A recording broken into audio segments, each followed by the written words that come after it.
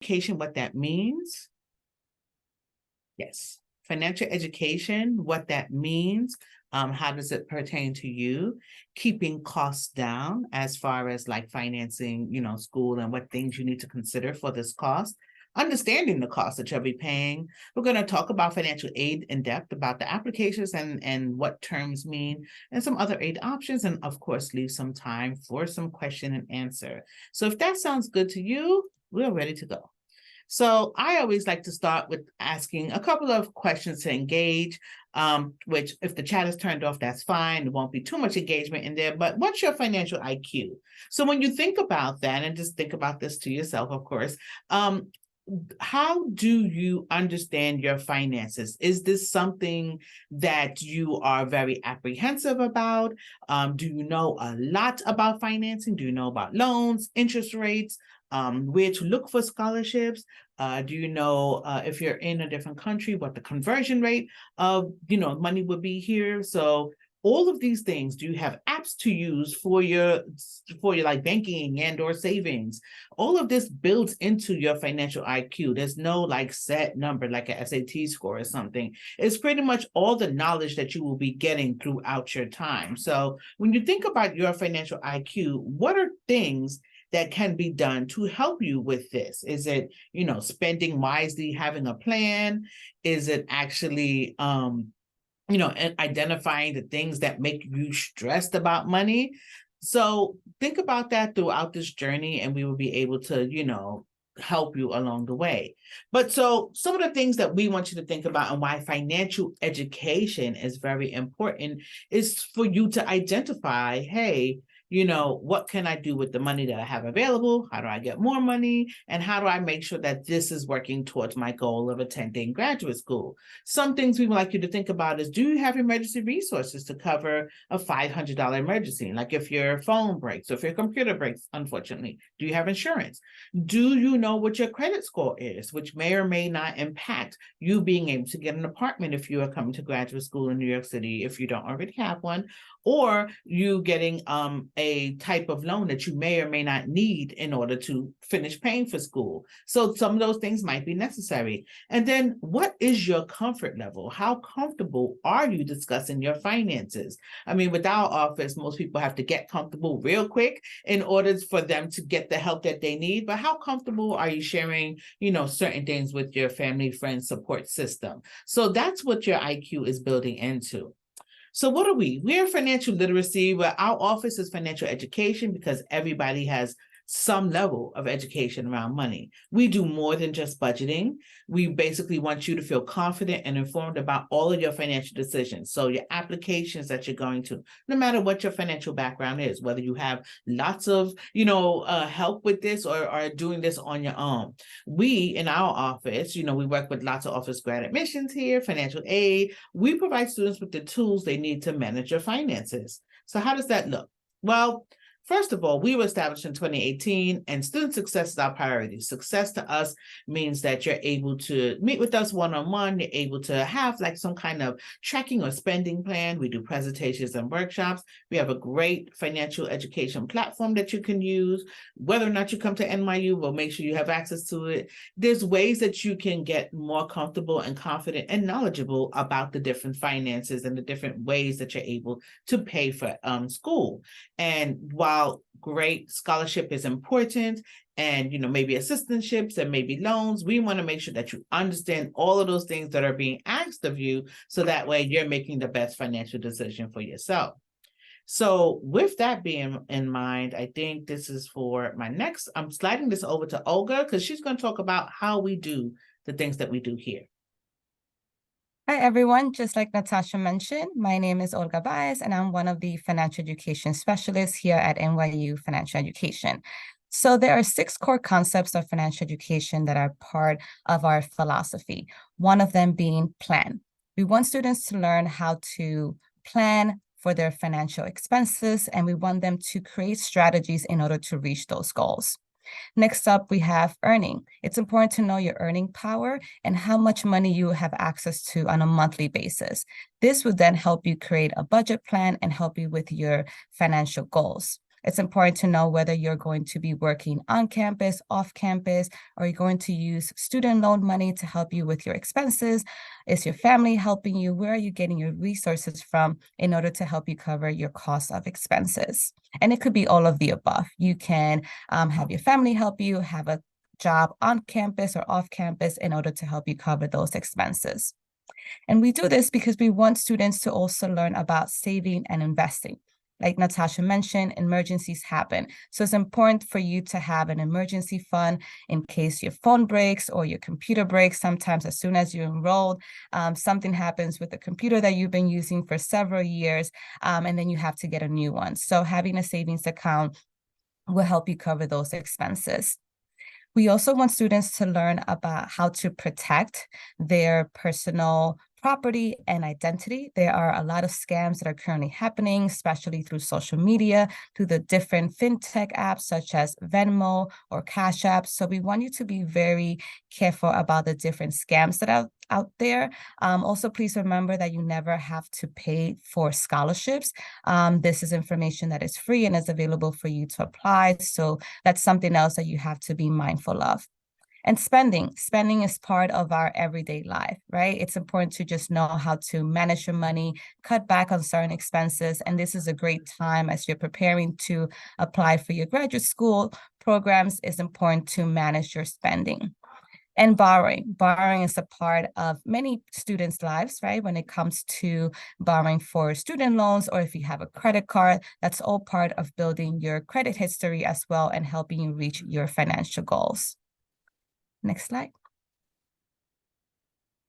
So now we're going to discuss keeping costs down. We all know that it's important to know how you're going to plan for paying for your higher education. So we're going to discuss some of those costs that you need to keep in mind.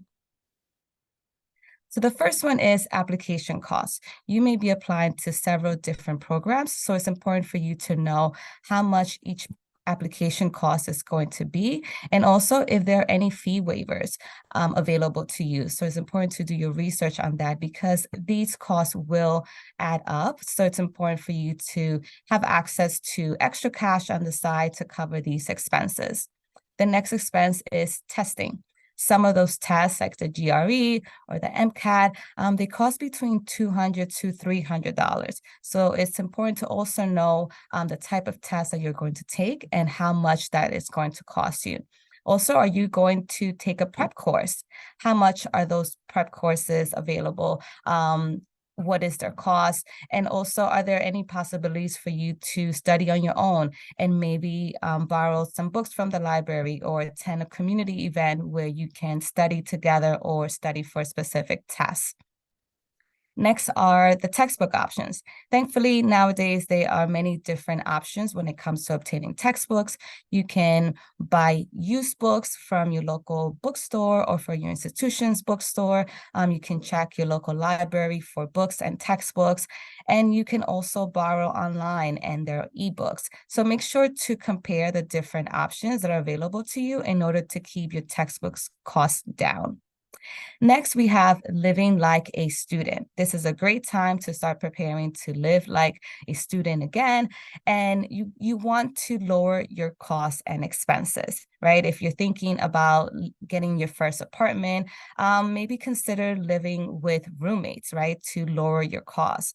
If you are going to be commuting back and forth, if you have a car, or if you're going to be taking the MTA, consider what are some ways that you can keep those costs down as well. And once you are a student and you're completely enrolled in your program, you want to take advantage of the student discounts. There are many institutions that offer specific discounts for their students. Here at NYU, we have the NYU box office where you can buy Broadway ticket shows at discounted rates and also movie tickets. We have tons of events happening on campus, which is our next one, taking advantage of off-campus events. You want to make sure this is a great way to lower your costs. There are great activities happening on campus, student groups taking students to different locations and having different events, and it's all for free. So you want to make sure that you enjoy and take part in those campus events. Next slide. So now the big question is, how will you finance your graduate studies? This is a very important question to consider because it is what is going to guide you through the next couple of years in your graduate studies. So the first one being loans. Are you going to apply for loans? If so, our colleagues from the Office of Financial Aid will go further into details about the specific loans that are available to you and also the interest rates. But the main thing to remember is that you don't want to take more loans than you need, right? Just borrow what you need because this is money that you're going to have to pay back, and you're going to have to pay it back with interest. So be mindful about the amount that you borrow, and keep in mind that you can always pay back some of that student loan if you have some extra cash, which can help you along the way. You can also pay back the interest rate since they'll be accumulating on a monthly basis. So those are different ways that you can keep your costs down when it comes to your loans. Scholarships. This is a great time to start doing your research on what scholarships are available. Are there any graduate opportunities that are available at the different programs that you're applying to? And also, this is a great time to know what scholarships your institutions that you're applying for have available. Many graduate programs have their own specific scholarships that they provide. So it's important to do your research now, but also to consider outside scholarships. We will be sharing information about a resource that we have available for students in terms for searching for scholarships. Next up on our list is work. Will you be working off campus, on campus, or are you going to study part-time and continue working full-time? It's important to know how much of that money you'll be able to put aside to cover your expenses for your graduate studies. And living expenses. We all know everywhere throughout the United States, it's pretty expensive to live, to have your own apartment. So just like I mentioned before, consider having roommates, consider living, maybe you'll have to commute to school, but if it's a little bit further away, you'll be able to lower your living costs. And the last point that we have on this list is your overall cost of the program. You don't want to only think about the first year when it comes to your graduate studies expenses. You want to think about the overall cost of the program, whether you're in a 2-year program, 1 year, or 3 years. How much is the full program going to cost you, and how do you plan to finance those expenses? It's also important to think about the what ifs, right? If you're currently planning on working off campus or working full time, what happens if you are not able to keep up with your job and your studies and you decide to stop working?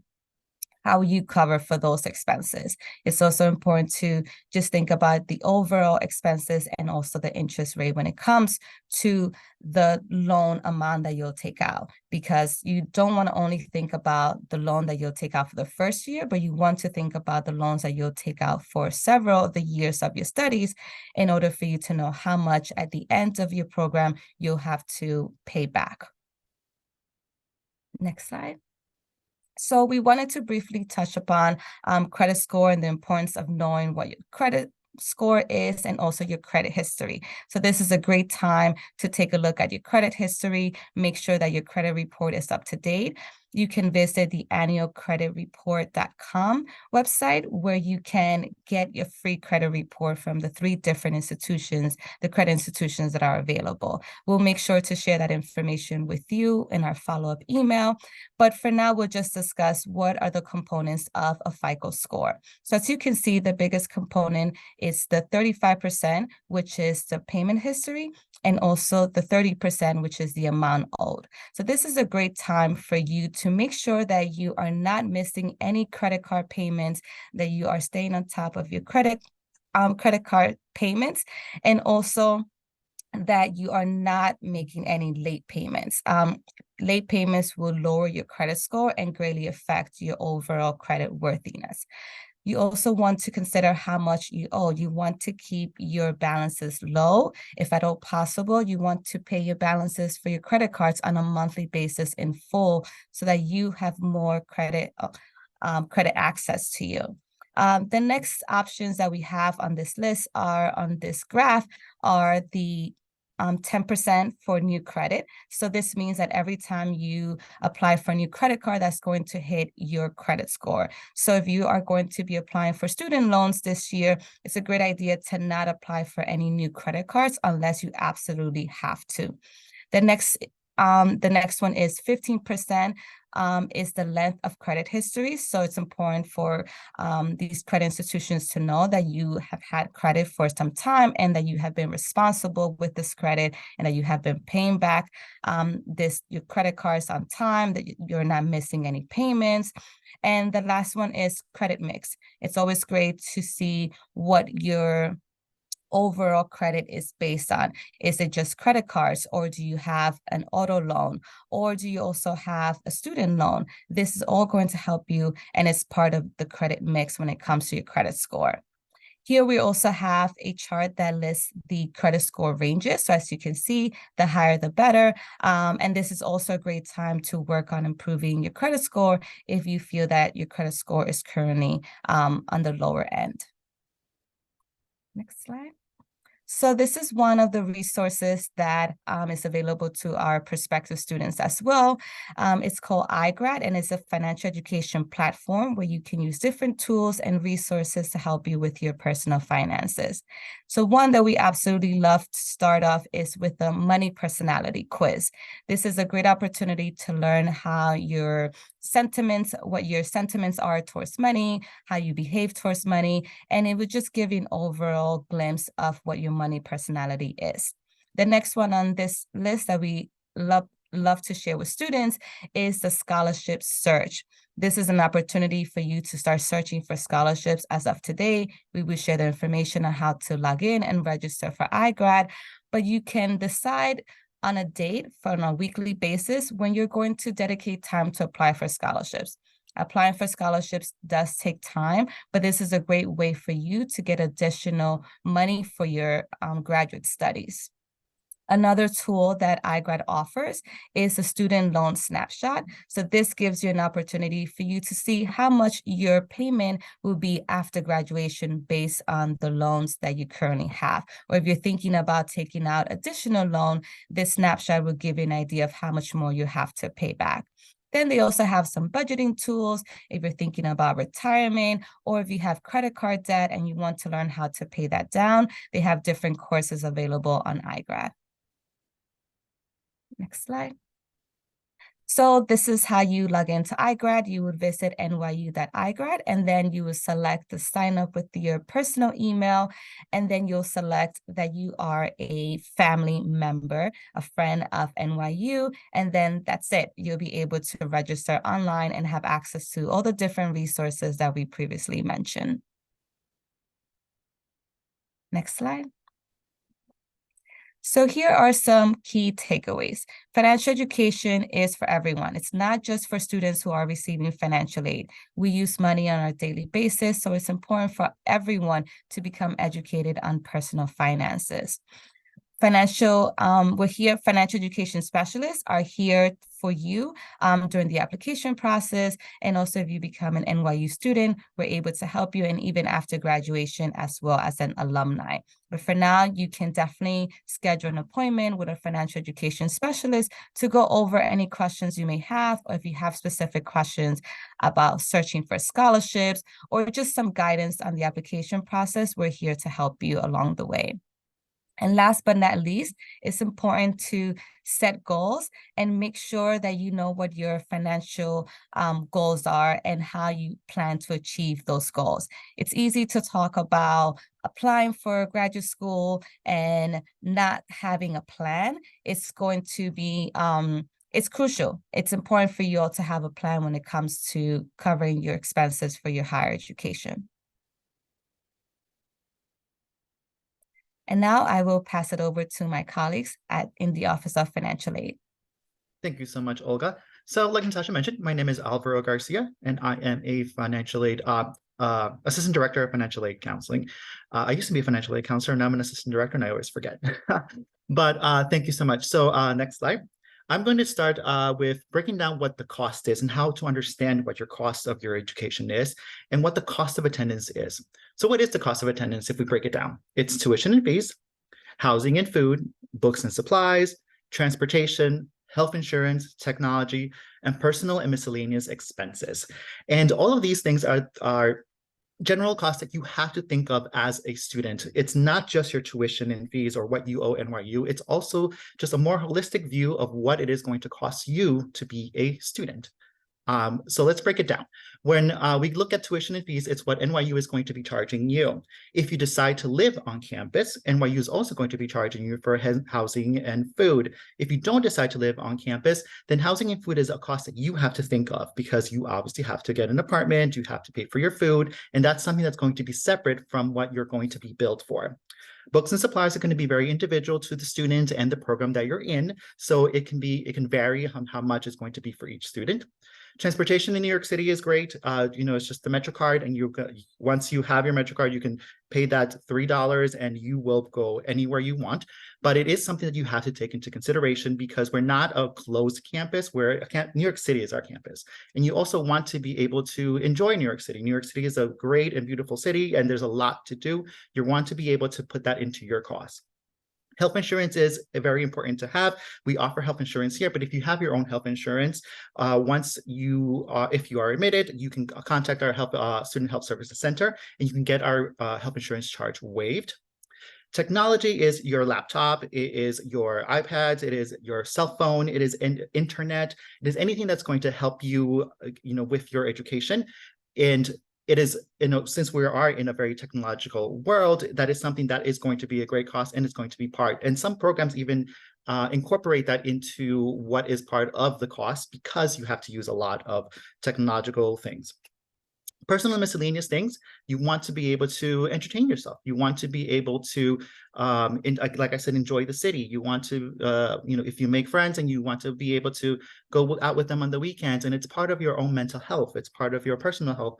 And, you have to put that into your costs. You have to be able to incorporate that and make sure that you are taking it into consideration. Next slide. So this is the breakdown of what I was speaking about before. Excuse me. It is your direct and your indirect expenses. That is what makes up the whole cost of attendance. The direct expense is what the university or what NYU or anywhere that you decide to attend is going to be charging you through their student accounts office. Here at NYU, we call it the bursar's office. So the bursar's office is going to bill you. It's going to bill you for the tuition that you're, for the amount of credits that you're enrolled in, and any fees incorporated. That is what you have to concern yourself with paying the university that you're attending. If you decide to live on campus, if you decide to live in one of the residence halls of the university that you decide to attend, they're also going to be charging you for your housing. So that is going to be taken care of. And if food is included in that, that will also be taken care of. So that is a direct expense that you are going to have with the university that you decide to attend. If you do not live on their campus, which here at NYU, it is not a requirement to live on campus your first year, then you have to take that into consideration. Now, one thing I always like to mention to students is when you think of housing with on campus or off campus, remember that on campus, you're going to be paying for the 9 months that you're here, for the fall semester and the spring semester, but then summer, you have to be mindful that if you're not going to be living on campus, that is an extra expense that you're going to have outside of our cost of attendance. The cost of attendance breaks down the housing for the fall and the spring semesters, but it does not include the summer, and often students forget that. If you're going to live off campus and you're going to sign a lease with an apartment of sorts, then it will be a 12-month lease, not 9 months. So you have to incorporate that into your costs as well. Now, the indirect expense, like I broke down before, are your books and supplies, which are going to be very individual to the student, your personal expenses, very individual, and transportation, it's the same for everyone here in New York City if you're going to use public transportation. But the books and supplies and personal expenses, again, that is something that you have to consider because it is an expense that you have as a student. When you get your bill and you think your bill is paid for and done, that's fantastic. You have been able to satisfy what the needs of the university are, and you paid your bill. But outside of that, there are other expenses that you have to consider. And much like Olga and Natasha explained, there are ways that we can bring those costs down. Now, even though it is part of our cost of attendance, so let's say the overall general cost of attendance is something that we set up for you, it doesn't mean that that is what your cost is going to be. Like Olga and Natasha mentioned, you can make these costs be a lot less for you if you are a savvy student, if you attend seminars like this, where you learn tips and ways that you can bring your costs down. If you visit the financial education office, they're great and helpful. And you're able to learn how to bring these costs down. Next slide. And now I'm going to introduce a colleague of mine, Felicia Soderberg, and she is going to explain a little bit more of what financial aid is available to you as a student. Hello, everyone. Welcome. Thanks for being here. I'll go over the financial aid that you might be offered. So I'll go to the next slide, please. So there are three main types of financial aid that you're likely to encounter as a graduate student, and these are federal work study, scholarships, and loans. Work study is a need-based program where you work on campus and you earn a biweekly paycheck. Scholarships, these are, gift aid that does not need to be repaid. This is everyone's favorite type of financial aid. And then there are loans, and these are funds that you borrow and that do need to be repaid and often have accrue interest while you are in school. Go ahead and hit the next slide, please.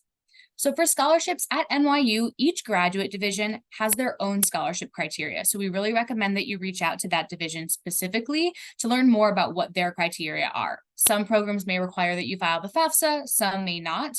So it's always a good idea to refer to their website directly, because our Central Office of Financial Aid administers federal aid and helps with the certification of private loans, but each graduate school actually administers their own scholarship. So just keep that in mind when you're calling and looking for more information as you go through this application process specific to NYU. Next slide. So now we'll review the federal financial aid. So this will be most applicable for domestic students who are eligible for the FAFSA. Next slide. So the free application for federal student aid is the main application necessary for federal aid or for financial aid for graduate students. I do want to highlight that graduate students are considered independent students on the FAFSA, which means that you typically will not have to include any parent information or income. In addition, being an independent student means that you are the sole person that we can talk to about your account unless you grant us release of that information to another party. So if you want your parents to be involved, if you have a spouse or another kind of interested person who may be calling on your behalf, we always recommend that you fill out what's called FERPA release waiver to grant us that permission to speak with them. Otherwise, your parents might call and we'll say, well, they're independent, can't do much for you. So just that's a good thing to keep in mind as you're going through this admissions process. Really, you are an independent student and you want to keep that in mind as you're looking to access information and ask for help along the way. The FAFSA does have to be filed each academic year in order to receive any federal financial aid. And for graduate students, this does primarily take the form of student loans. This year, it is delayed. It's not available until December 2023. They haven't released an exact date, but you will definitely receive many notifications once it is available. And that's delayed due to updates based on the FAFSA Simplification Act. And like I mentioned, December 23 is when we think that should be up and running. Next slide, please. So graduate federal loans come in two forms. Students are automatically awarded up to $20,500 in the unsubsidized loan for the fall and the spring semester, and this is a guaranteed loan. The Graduate Plus loan is offered up to the remaining cost of attendance, so that means we take your cost of attendance, we subtract out any scholarships you have, any work study, and that unsubsidized loan, and then we offer that Graduate Plus loan for that remainder. The Plus loan is contingent on a credit check run by the Department of Education, which is why, Natasha and Olga spent a lot of time talking about your credit, because that's something to keep an eye on, to know that if you do intend to use the Plus loan, that they will run a credit check before you can borrow that loan. Next slide, please. So the interest rates for 24-25, which is the next full academic year, are not released yet. They usually are posted by the Federal Department of Education sometime over the summer. But just for your information, we've included the graduate federal loan rates for this year. Unsubsidized is at 7.05%, and the Grad Plus loan is at 8.05%. It's important to note that these do begin accruing interest as soon as they're dispersed. You won't need to make any payments until any repayment plans until 6 months after you graduate, or if you drop below half time, but those are the typical terms for graduate federal loans. Next slide. So work study, if you file a FAFSA, you may be offered federal work study, and this is a need-based employment program. Positions at NYU aren't guaranteed, but they're applied for and secured through the Wasserman Center for Career Development. If you're applying to other universities, they may have unique policies. Always refer to their award letters and their career center or whomever facilitates their work study programs. If you do get a work study position at NYU, those funds are then earned in the form of a biweekly paycheck. It's important to note that those funds will never hit your bursar bill directly or your student account directly. So if you were going to use those to pay part of your bill, you would need to make those payments directly to the office of the bursar. Next slide. And I'll pass it back over to Alvaro to discuss some of the other financial aid options that are available to you. Thank you so much, Felicia. So what are other options that you may have beyond your student loans or federal student loans? Outside scholarships. Scholarship search services are on our website and on iGrad, like the Financial Education Office mentioned. It is very important to always be looking for scholarships. I recommend not to only look at scholarships before you are attending, look at it while and during and even on your last year. It's always important, and the Office of the Bursar will accept any scholarship that comes through their way to assist any student. Identify the scholarships that are based on your interest and your background. It's important to note that there's so much scholarships, funds, and money out there, and some are very individual and some are very specific, and you may qualify, and then actually that pool of candidates is lowered and it's more specific towards you. Now, and it's private educational loans are another option. It's outside, obviously, of federal options, and we do have some private loan educational offers on our website that you can look. Now, I would suggest that you not just look at one. I suggest you shop around. There's many things to consider, like the interest rates. There's many other things to consider is if satisfactory academic progress, which is something that you may learn through the Office of Financial Aid, is something that they consider. Your credit is also very important because these loans are going to be checking your credit. And another thing that we always recommend is only borrow what you need. When I broke down the cost of attendance for everyone, the tuition and fees or your direct expenses are something that you obviously need to consider. But then beyond that, it's housing, food, and personal expenses and all that. Now, if you are able to pay those with your own funds, or if you have a way, if you know exactly what you need, don't go over that. Don't go over and don't borrow too much. Next slide. So now this is a breakdown of how you need to consider the timeline of when you're going to either apply for financial aid or seek aid. So first, you want to accept the aid that is offered to you. Federal aid, when we award you, you're going to see it within your student center on Albert, or that is the online portal for NYU. You accept your aid, you complete the documentation that you need. Like Felicia broke down the unsubsidized and the Graduate Plus loan, the unsubsidized is a guaranteed loan. And what that means is that that loan is yours once you complete the documentation that the Department of Education is required of you. Once that is done, it is your loan. They don't check any credit, and it'll disperse as soon as the disbursements start occurring. Graduate education loans do require a credit check first. After the aid disperses, it will disperse 10 days prior to the first day of your class. What that means is that if your class starts on the 10th of September, it'll disperse on the 1st. Disbursements will occur, and as soon as that disbursement hits your account, as soon as it pays down your bill or your direct expense with the Student Accounts Office, on that date, that is when that loan will start accruing interest. Just keep that in mind. Now, loans are usually set up or offered to you for the entire academic year. So you'll see let's say a $20,000 loan, $10,000 is for the fall, $10,000 is for the spring. The $10,000 for the fall will disperse first, and that $10,000 is what is going to be accruing interest first, not the entire amount. Once we get to the spring semester, 10 days prior to the first day of class in spring, the other half will disperse, and then that half will start accruing as well. Once disbursements occur and the bursar's office is paid, then you are taken care of for your semester. Once we hit a zero balance, that's when refunds will occur. What is a refund? A refund is that excess amount of money or for your indirect expenses. So you are able to pay for housing, pay for food, and your personal expenses. And again, I will remind you that when you are attending, we take into consideration 9 months. And so always remember that you have to consider your 3 months that you are here for the summer. And when we disperse your funds, if you decided to take out or accept or borrow the entire amount that you need for the fall semester, that refund that you're going to get in the beginning of the semester is going to be pretty large, because it is for the entire 3 months or 3.5 months for the fall semester. So you're going to have to learn how to budget that and not overexpend, because there is a limit to how much we're able to give you. And if you go over that limit, and we won't be able to give you any more, and that is going to cause issues. But just keep that in mind. Next slide. So some key takeaways from this is for our domestic students, the FAFSA is very important. Hopefully the 24-25 FAFSA will be available in January. That's what they keep telling us. It is the deadlines for submitting your FAFSA application is very school specific. So you're going to want to discuss that with your admissions counselor or your department, and make sure that you meet that deadline, because some of those deadlines are requirements for your scholarships, and you do not want to miss that. Loans, you remember to only borrow what you need. Again, it's tuition and fees will be taken care of once you borrow exactly what you need for that. But then anything beyond that is going to be up to you to decide what is needed and what is not needed.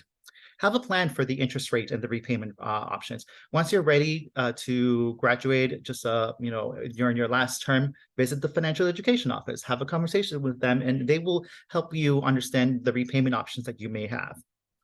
Scholarships, like I said, continuously, every day, every year, apply for scholarships. There's no bad time to apply for scholarships. So just go ahead and continue. Understand the terms of that scholarship. Like Olga said, remember not to fall into scams. Any scholarship application that you submit should be free. Scholarships are free money. You should not be paying for anything that has the word scholarships around it. Next slide.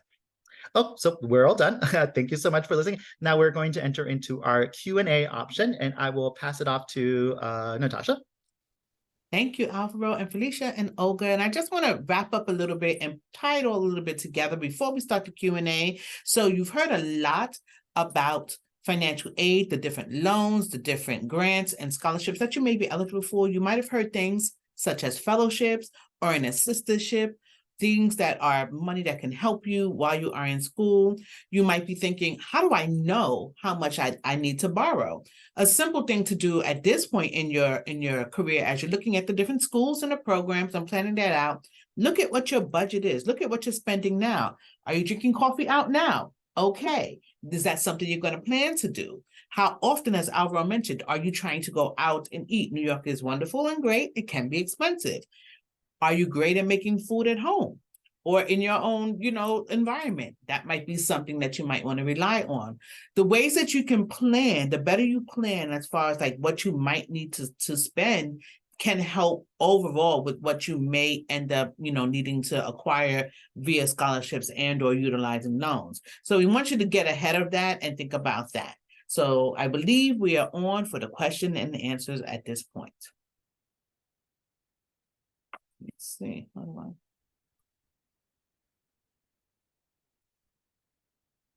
I think the first question is, how much money is each credit? How much is the amount I need to pay in total as a full-time student? And that really depends on the programs that you are looking into. That's something that's answered by the admissions office at the grad admissions. Next one is, are there RA and TA positions open? And that is something that's going to be asked. So is there any question regarding financial aid? How does the loan process work for international students? That is a great question. Sure, I will attempt to answer that. So for international students, you are not going to be able to submit the FAFSA. The FAFSA is for domestic students, but there are some private educational loans out there that will lend to domestic students, but they will likely require a cosigner that is based out of the United States. So you may need someone who has creditworthiness from the US, and then those private education loans will lend to a international student. Great, thank you so much. The next question is another FAFSA question. So maybe Felicia can get that one. Is, as a part-time student, can I apply for the FAFSA? Yeah, as a graduate student, to receive federal aid, you do need to be enrolled at least half-time, which is typically 4.5 credits. So as long as you're hitting that threshold, you would be eligible for the FAFSA and those loans and any aid in that manner. Each graduate department will have their own scholarship criteria. So as a part-time student, you may not be eligible for scholarship, or you may. So it's really important that when you're thinking about scholarship terms, that you would, if you get an offer of admission and an offer of a scholarship, that you understand the enrollment requirements for that scholarship. Excellent. Thank you so much. The next question I see is, will working at the university cover full cost of tuition and fees? Generally, that is a perk of getting employment through the university. And typically there is like a waiting period, as far as like maybe a year or so, in order for you to then receive something, a benefit called tuition remission, or where, you know, tuition can be paid for the program. You would have to look at the graduate program though to see, well, could you do this graduate program part-time because you are a full-time employee? So there's some considerations around that, but generally speaking, at different institutions, including NYU, that is one of the benefits that that you could potentially receive. All right. The next question, does NYU offer resources for finding housing in the summer, since housing only covers fall and spring? So I can answer that question in the sense that New York housing is very difficult. And while we do have a housing office that is on campus here, there are limited resources for our graduate student populations. They do have listservs and boards, and some students are subletting for the summer because there are students that do study abroad in the summer or do other things in the summer where, you know, they need to just short-term have their apartment open. So that is definitely something that they may have. We do have a housing, like I said, office that has some things available. So there's some resources, but it is quite limited.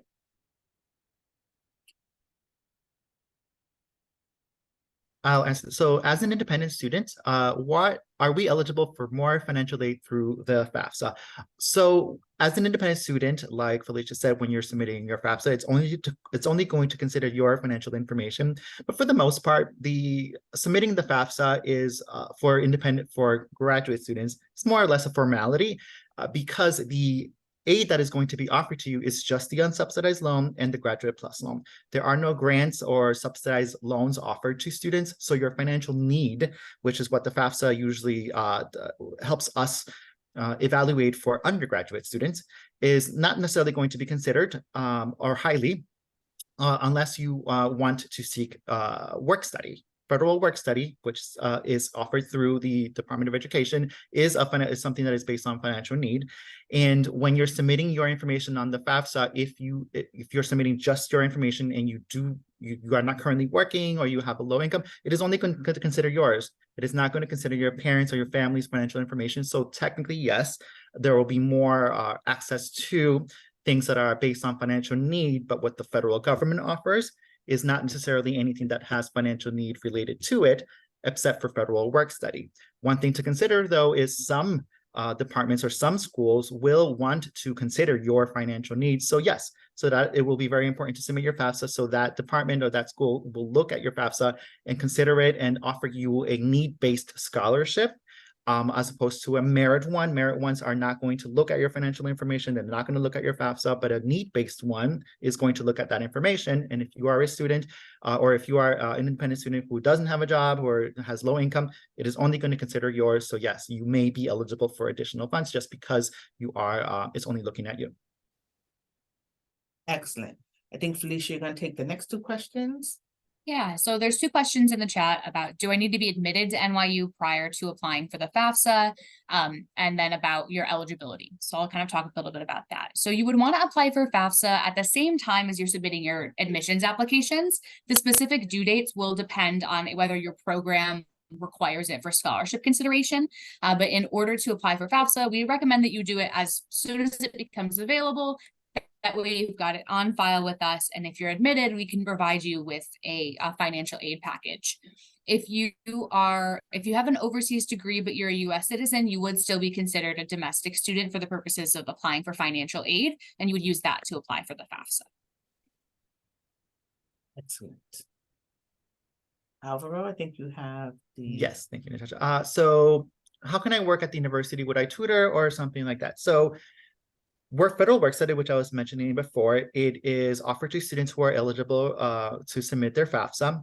Work study jobs are out there at the university. The Wasserman Career Development Center has a listing of work study jobs that are available. And the way that work study works is that you have to apply for that job. That employer has to hire you. So you'll probably get interviewed, and they will have to make a decision on whether you're going to be hired or not. You start working for them, and they pay you out of the fund that is offered to you through the federal government. Now, if they decide not to hire you, that's on them. If there's not, the jobs are not guaranteed. Sometimes, their jobs not enough jobs are available, but that is out there, and it's a possibility, but again, not guaranteed. Now, tutoring, I know that it sounds more of like a job very specific to the job that you would get hired for. There are some tutoring jobs available out there, so the Wasserman Career Development Center would be best to discuss that with. But there are there, and you just have to inquire, but again, not guaranteed. Another question I see here is how to schedule a meeting with the financial aid office at Tisch. So our office is the central office. So what that is, that we help all students, all of NYU, undergraduate and graduates. But each individual school does have their own financial aid office, but it's mainly to talk about their scholarship aid, specifically the graduate schools. So if you would like to set an appointment, I believe the person at NYU Grad Tisch is John Brown. John Brown is your person for financial aid at Grad Tisch.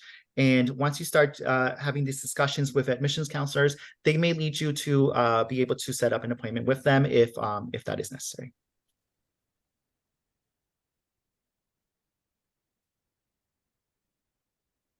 And one of the last questions that I see, which is basically, speaking about when they were an undergraduate institution, they applied for FAFSA and they received a lot of financial aid. And so when they apply at this point as a graduate student, would they need to have to pay for the money that they receive or the aid that they receive? So as an undergraduate student, as Alvaro and Felicia both mentioned, you are dependent on your parental and your support system's information. So typically, if their income information was, a certain amount, you were probably receiving of grants and things of that nature. At the graduate level, it is based solely on your information, which is your income information, which may or may not be high or low. Either way, the graduate program will be looking at you potentially to see what type of scholarship you're eligible for based on the program that you're trying to study, what the requirements are. And then other than that, you'll be offered from the FAFSA form, the federal government, most likely the unsubsidized Stafford loan, the unsubsidized direct loan, Lord, for $20,500, which is an interest-bearing loan. So if you utilize that, yes, you will have to pay that back. You may be offered work study, which is something you do not have to pay back if you utilize work study. And you most likely from the federal government, these are the programs from the federal government, be offered that that graduate plus loan, which is a credit-based loan accruing interest that students may use to pay for what's not being covered by any of the other sources. So if you do utilize those things from the FAFSA form, typically you're paying back the unsubsidized as well as the plus loan if you utilize that. If you utilize the work study, you won't be paying that back. So the graduate funding from the government is way different than what graduate funding is at the undergraduate level, which is why it's important to do the FAFSA as soon as possible, because again, scholarship funding from the graduate schools might be based on that being turned in early enough. And then we also say, please look for outside scholarships. So things outside of an institution, that way that could supplement you borrowing X amount of dollars. It'll just reduce that amount for you. I would like to add to that, the question said that I went to Montclair State University for free as an undergraduate student. What the government offers, in need-based or grant aid, it can be a good amount for undergraduate students, but the cost at Montclair State University is a lot less than what a cost would be at specific graduate schools at NYU. So then, if you put that together, they offered you quite amount. The cost is very low. Yes, you did not have to make a lot of out-of-pocket expenses. But then, like we mentioned, as a graduate student, it's only going to be loans. So there's not a lot of free money that is going to be offered to you from the federal government, and your costs may still be pretty high. So yes, you likely will have to pay some out-of-pocket expenses if you don't cover everything through your student loans. Excellent. Thank you so much. And I just wanted to point out that, I put the financial aid contact information on the screen here. They have social media that folks could follow. They have an email address as well as a phone number. But your graduate admissions office is a great resource in order to help you, get kind of focused into where you're trying to apply. And, they can kind of help you with, making sure that, hey, what applications are needed for your graduate program. I'm also going to put the financial education's office social media and contact information up there as well, where you can look at our resources on our site. We have a budgeting worksheet if you want to just, take a look at your budget now and see, hey, what can I afford to pay for? And there's other things that are on our website as well. But also, if you wanted to connect with us when you are admitted to a program at NYU, you're more than welcome to do that as well. And I think that's all that we have at this time. I just want to make sure, Christy, is there anything else that we needed to discuss? I think you all did such a great job. Thank you so much again for your participation, for being part of today's discussion.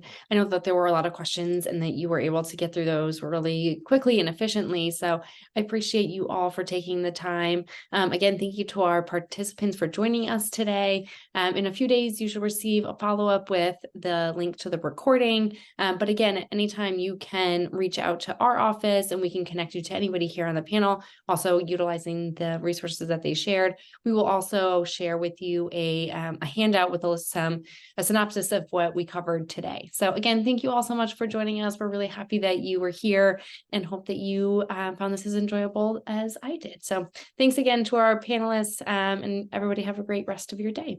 Take care.